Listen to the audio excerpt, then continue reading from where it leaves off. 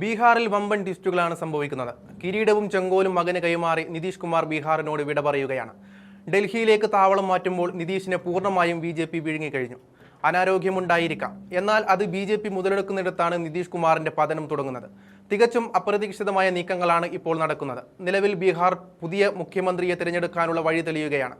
JDUവിൽ നിന്നോ BJPയിൽ നിന്നോ ആയിരിക്കും പുതിയ മുഖ്യമന്ത്രിയെങ്കിലും BJPയിൽ നിന്നുള്ള ഒരാൾ മുഖ്യമന്ത്രി സ്ഥാനത്തേക്ക് വരാനാണ് കൂടുതൽ സാധ്യതയെന്നാണ് രാഷ്ട്രീയ വൃത്തങ്ങൾ സൂചിപ്പിക്കുന്നത്. നിതീഷ് കുമാർ ബീഹാർ മുഖ്യമന്ത്രി കസേര ഒഴിഞ്ഞതോടെ BJP സ്വന്തമാക്കിയത് 3 നേട്ടങ്ങളാണ്. 1. സ്വന്തം മുഖ്യമന്ത്രി. 2. നിതീഷിന്റെ സ്വാധീനം ഇനി സംസ്ഥാനത്ത് കുറയും, ദേശീയ രാഷ്ട്രീയത്തിലും അപ്രസക്തൻ. 3. രാഷ്ട്രീയ തലത്തിലിറങ്ങുന്ന നിതീഷിന്റെ മകൻ നിശാന്ത് കുമാർ പ്രായോഗിക തലത്തിൽ തികച്ചും അപരിചിതനും ദുർബലനുമാണ്. തേജസ്വി യാദവ്, ചിരാഗ് പസ്വാൻ എന്നീ നേതാക്കൾക്കൊപ്പം നിൽക്കാനുള്ള ശേഷി നിശാന്തിനില്ല. അതിനാൽ നേട്ടം BJPക്ക് തന്നെയാണ്. സ്വന്തം മുഖ്യമന്ത്രി എന്ന ലക്ഷ്യം മുന്നിൽ കണ്ട് താഴെത്തട്ടിൽ RSSും മേൽത്തട്ടിൽ BJPയും കാലങ്ങളായി നടത്തിയ കരുനീക്കങ്ങളാണ് ബീഹാറിൽ യാഥാർത്ഥ്യമാകുന്നത്. നിതീഷ് കുമാറിന്റെ പൂർണ്ണ സമ്മതത്തോടെ അധികാര കൈമാറ്റമെന്ന BJPയുടെ സ്വപ്നം നടപ്പാകുമ്പോൾ ബീഹാർ രാഷ്ട്രീയത്തിന്റെ ഭാവികാലം പിടിച്ചെടുക്കാമെന്ന കണക്കുകൂട്ടലിലാണ് പാർട്ടി നേതൃത്വം എന്ന് കാണാം. ലാലു പ്രസാദ് യാദവ്, രാംവിലാസ് പസ്വാൻ, നിതീഷ് കുമാർ ത്രയത്തിന്റെ രാഷ്ട്രീയവും മുദ്രാവാക്യങ്ങളും ജാതി രാഷ്ട്രീയ സമവാക്യങ്ങളും അടിത്തറയിട്ട ബീഹാർ രാഷ്ട്രീയത്തിൽ ഹൈന്ദവതയിൽ ഊന്നിയ രാഷ്ട്രീയത്തിന് വേരോട്ടമുറപ്പിക്കാനും BJPയുടെ അടുത്ത നീക്കമെന്ന് പറയാം. ബീഹാറിലെ NDA സഖ്യത്തിനുള്ളിൽ സ്വന്തം കാലിൽ നിൽക്കാൻ പര്യാപ്തമായ കാലം മുതൽ സംസ്ഥാനത്ത് സ്വന്തം മുഖ്യമന്ത്രി എന്നതായിരുന്നു അവരുടെ മുദ്രാവാക്യം. 2020 തെരഞ്ഞെടുപ്പിൽ സർവ്വായുധങ്ങളും എടുത്ത് പയറ്റുനോക്കി. എന്നാൽ നിതീഷിന് പകരം ജനപ്രിയതയുള്ള നേതാവിനെ കണ്ടെത്താനുള്ള നീക്കം നീട്ടിവെച്ചു.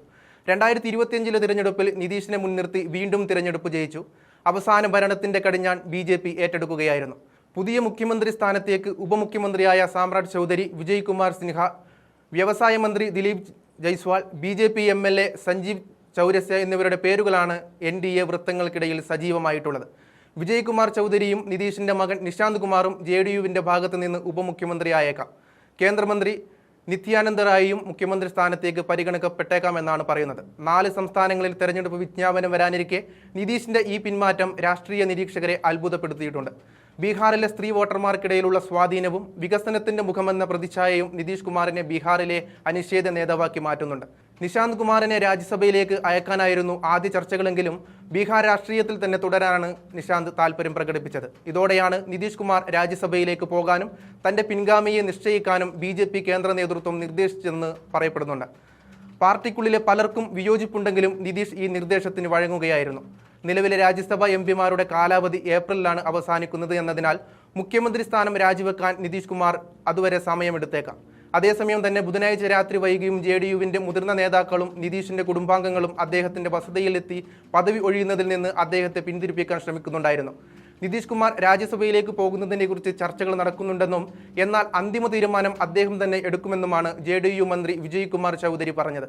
കൂടാതെ പാർട്ടിയുടെ ആഗ്രഹപ്രകാരം നിതീഷിന്റെ മകൻ നിശാന്ത് കുമാർ ഉടൻ തന്നെ രാഷ്ട്രീയത്തിൽ സജീവമാകുമെന്നും നേതാക്കൾ അറിയിച്ചു. ബീഹാർ BJP അധ്യക്ഷൻ നിതിൻ നബിൻ രാജ്യസഭാ സ്ഥാനാർത്ഥിയായി പ്രഖ്യാപിക്കപ്പെട്ട സാഹചര്യത്തിൽ അദ്ദേഹത്തിന്റെ നാമനിർദ്ദേശ പത്രികാ സമർപ്പണ ചടങ്ങിൽ പങ്കെടുക്കാൻ കേന്ദ്ര ആഭ്യന്തരമന്ത്രി അമിത് ഷാ വ്യാഴാഴ്ച പട്നയിൽ എത്തുകയും ചെയ്തിട്ടുണ്ട്.